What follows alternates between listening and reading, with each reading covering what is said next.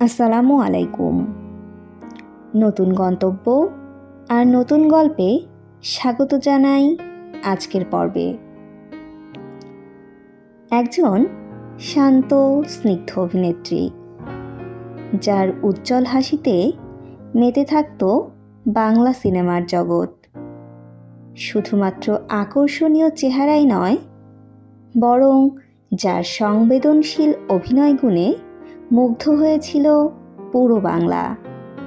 বলছি সুচিত্রা সেনের কথা। বোধহয় এমন কোনো সিনেমা প্রেমী বাঙালি খুঁজে পাওয়া যাবে না যে এখন পর্যন্ত উত্তম সুচিত্রা জুটির নাম শোনেনি। তো বন্ধুরা, বুঝতেই পারছেন আমরা এসেছি আজ মহানায়িকা সুচিত্রা সেনের বাড়িতে। এটি তার পৈতৃক নিবাস ছিল। পাবনা শহরের গোপালপুর এলাকার হেমসাগর লেনে অবস্থিত এই বাড়িটি 1931 সালের 6 এপ্রিল এই বাড়িতেই জন্মগ্রহণ করেন সুচিত্রা সেন।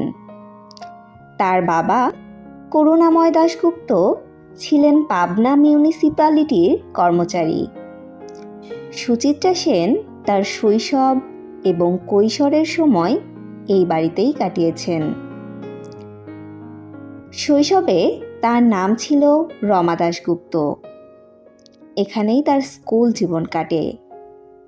1947 সালে দেশভাগের কয়েক মাস পর তার পরিবার কলকাতায় চলে যায়।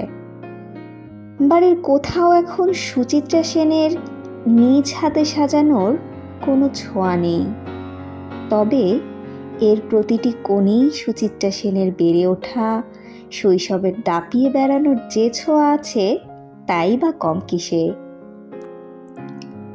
কালের বিবর্তনে এই বাড়িটি এখন সুচিত্রা সেন স্মৃতি সংগ্রহশালা হিসেবে সকলের জন্য উন্মুক্ত, আর সেই সাথে মহানায়িকার অনুরাগীদের জন্য এটি যেন এক তীর্থস্থানে পরিণত হয়েছে। একতলা বিশিষ্ট এই পাকা বাড়িটিতে 5টি কক্ষ রয়েছে। বিশাল উঠান পার হয়ে সিঁড়ি বারান্দা দিয়ে প্রবেশ করতে হয় মূল ঘরগুলিতে। বাড়ির পেছন দিকে রয়েছে আরও একটি উঠান, রান্নাঘর সহ আরও বেশ কিছু ঘর। মূল ঘরে পা দিতেই মোহিত হতে হবে সুচিত্রা সেনের সিনেমার গানের সুরে। ঘরগুলোর দেয়াল জুড়ে ছোট বড় ফ্রেমে সাজানো সুচিত্রা সেনের ছবি।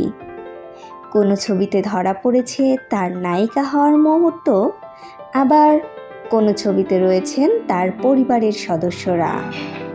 আরও আছে সুচিত্রা সেনের পছন্দ অপছন্দ এবং নানা অজানা বিষয় নিয়ে লেখা ফেস্টুন। পটভূমিতে বেজে যাচ্ছে একের পর এক তার অভিনীত সিনেমার গান, যা পরিবেশকে আরও মনোমুগ্ধকর করে তুলেছে।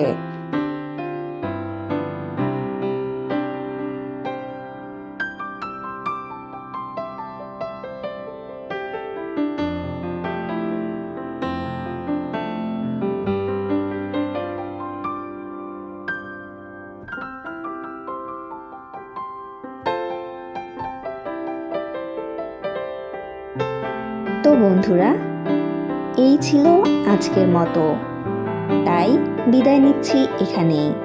সঙ্গে থাকুন, দেখা হবে আবার পরের পর্বে। আল্লাহ হাফেজ।